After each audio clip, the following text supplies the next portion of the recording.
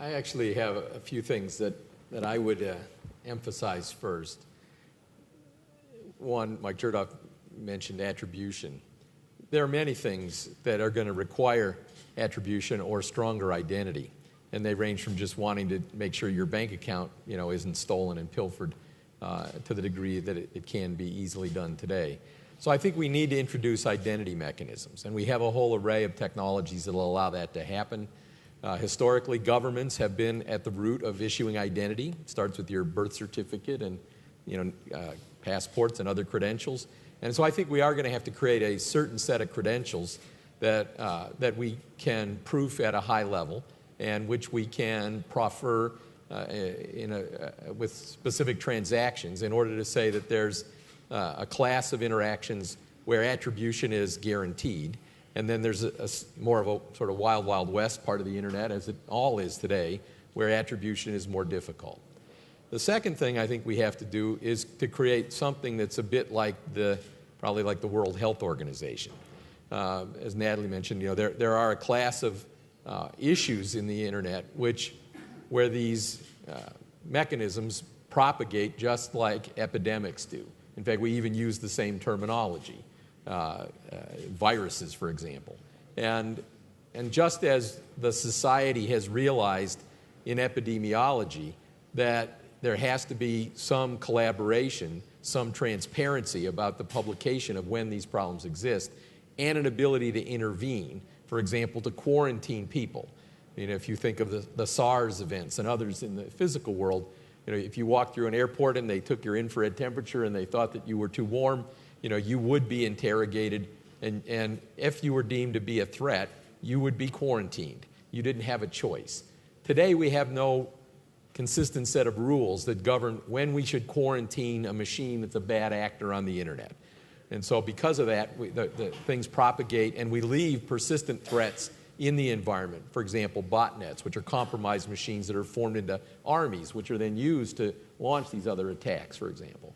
So I think we should take a few things, botnets in particular, probably seek to create some agreement like the World Health Organization for the network, if you will, and use it along with some of these identity mechanisms to start to go in and eliminate some of these specific threats that have a very large scale persistent threat.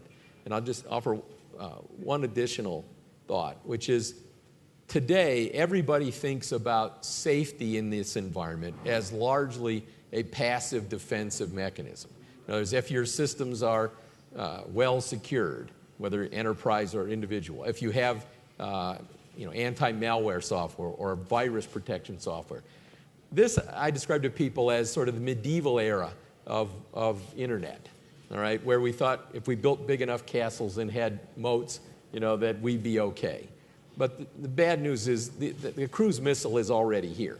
And so you need to have a different model of protection.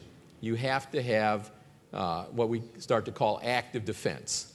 And this is a place where I think governments probably can come together without it being a universal exercise and both capitalize a bit on the distributed nature of the network, but capitalize more on the fact that through collaboration in active defense environments that can bind together intelligence activity, can bind together the ability to respond, and frankly, within the largest places on the network in terms of capacity, you can use the local existing regulatory environment to create a basis of intervention. This thing is too big and too complex to think that you're going to get a simple solution for everything. Mm-hmm. But in a sense, it brings you the question of, like the UN discussion we had the other day with Ban Ki-moon, he says, well, he wants to change the Security Council because it doesn't any longer reflect, the structure of security as it was when it was created. I think we need to think very carefully. Do we need, I'll call it the C5, that's the Cyber 5, okay, or something else, who come together and begin to say, we can't fix everything, but we can at least come together to try to work on a class of these problems and bring our existing laws and technical capabilities to bear on the problem. And I think we're going to have to start with something like that.